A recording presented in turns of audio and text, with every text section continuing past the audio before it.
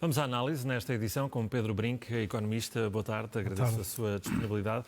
Vimos aqui um grande otimismo por parte do Ministro das Finanças, também do Partido Socialista, que eram boas notícias para o país. São, de facto, boas notícias?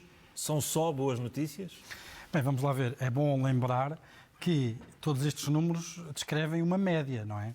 Dentro desta média de crescimento que nós estamos a falar, nós olharmos, por exemplo, para a questão salarial, vimos que as remunerações subiram um determinado montante em global, mas depois acabaram por descer cerca de 0,6% em termos reais, quando se tem em conta a inflação do primeiro trimestre, mas obviamente que isto esconde uma heterogeneidade grande. Houve pessoas, no privado, por exemplo, em média, os salários cresceram acima da inflação. Na função pública, ainda são 700 mil trabalhadores, os salários cresceram abaixo da inflação, por isso tiveram uma perda mais substancial do que os 0,6 podem indicar. Nesse aspecto, em primeiro lugar, o que me apraz dizer isto são médias, obviamente que uns ganham e outros não ganham tanto, ou até inclusive perdem. Por outro lado, existe uma incerteza enorme. Estas instituições estão agora a fazer previsões de 2,4%, são as mesmas instituições que há um mês atrás faziam previsões de 1%. Temos uma incerteza muito grande e fazer grande alarido sobre previsões macro, a horizontes temporais de 3 trimestres ou até de um ano, num clima que temos a guerra na Ucrânia, temos a questão energética, é complicado, não é? Temos que lhe dar a importância que acho que devem ter. Então compreende-se nesse sentido a precaução do Governo. O Ministro das Finanças dizia que não se podem aventurar e tem que haver aqui vários cenários em equação. Sem dúvida. Eu acho que é a postura correta. Eu acho que Fernando Medina está sempre cheio de razão quando prefere essas afirmações. O que eu também gostava de ver era uma inversão daquilo que tinha feito para trás, que é... Não há dúvida que temos muito, apesar da economia, em média, estar a ter um bom desempenho, nós temos muitas famílias em dificuldades. Mas a questão é essa, é que o Ministro dizia que estas contas e estas previsões permitiam-nos perceber que haveria condições para melhorar a vida dos portugueses. Ao mesmo tempo, fala nas contas certas, mas a sensação é que não há muita vida além do déficit, porque as contas parecem certas. As famílias portuguesas continuam com pouco dinheiro. Mas eu acho que era possível ter as contas certas na mesma e ir mais longe na ajuda das pessoas. Porque, vamos lá ver, meter cheques no correio para 90% da população não é assim que se combate uma crise inflacionista. Agora, se nós temos inflação, é porque a capacidade que pessoas, governos e empresas têm de comprar bens e serviços é superior à capacidade que a economia tem de os produzir. E por isso é que os preços sobem, porque a procura é maior que a oferta. A única maneira de resolver esta crise, ou uma das maneiras de resolver esta crise, é temperar a procura. E por isso é que temos o Banco Central Europeu a subir de forma acentuada as taxas de juros. Não sejamos ingênuos. É para retirar poder de compra a famílias, governos e empresas. Agora, o que nós também sabemos e que nós temos, até do ponto de vista civilizacional, é um acordo social em que esta dor que nós temos que passar para resolver o problema da inflação não pode ser uma dor que vá acima de um determinado limite. Há limites que nós não estamos dispostos a permitir que determinadas famílias sejam sujeitas.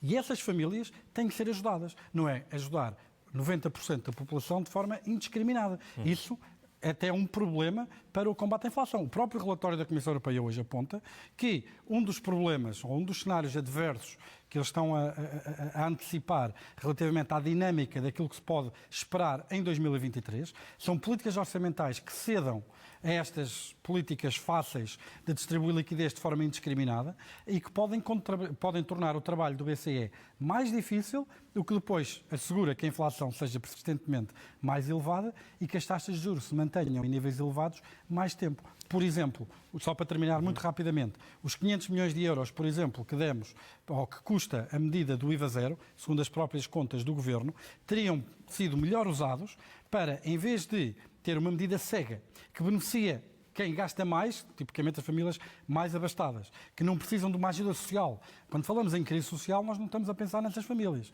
E esses 500 milhões de euros tivessem sido ajudados para ajudar apenas, por exemplo, 1 milhão de famílias que são beneficiárias da taxa social de eletricidade ou de alguma forma recebem prestações sociais, tinham recebido um apoio direto 3 ou 4 vezes superior, muito mais substancial, Era uma medida que não iria de forma tão gravosa contra o objetivo do BCE de controlar a inflação e teríamos, de facto, ajudado quem precisa. Por isso, antes de pormos em causa se é preciso ter um déficit maior para ajudar as pessoas, é perceber se com as contas equilibradas nós conseguimos, de facto, fazer melhor em ajudar quem precisa. Um dos riscos que temos pela frente ainda é enfrentar esta inflação. De facto, este relatório da Comissão Europeia fala da preocupação com o aumento dos salários, que isso pode prejudicar. A Christine Lagarde do BCE também já a semana passada veio precisamente chamar a atenção disso. O que é que isto significa? No próximo ano, os portugueses não podem contar com aumentos salariais expressivos que compensem a perda real deste ano? Temos um problema de repartição do rendimento. Em 2022, a economia cresceu em termos reais, acima da inflação, 6,7%. Mas quem vive apenas do seu salário teve uma perda real de poder de compra. E isto é possível porque o fator trabalho não é o único fator que é remunerado no processo produtivo. E aquilo que tivemos a ver também foram aumentos substanciais das margens, dos lucros das empresas, etc.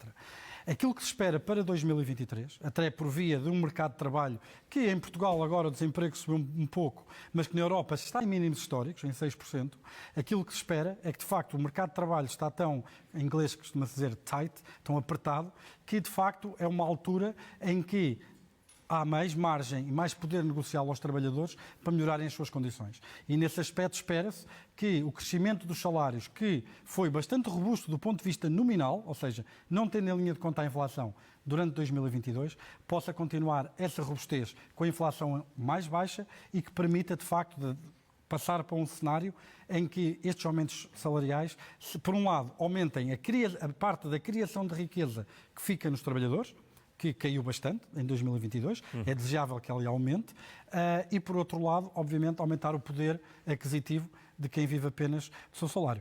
Os mercados mais apertados, o facto de a inflação também estabilizar, o aumento dos salários mínimos, que têm sido verificados por toda a Europa, espera-se que consigam corrigir, pelo menos se não todo, parte do que tem sido este problema. Só para terminar muito rapidamente, temos assistido a um aumento das taxas de juro, sem querer aqui apelar ao dom da adivinhação.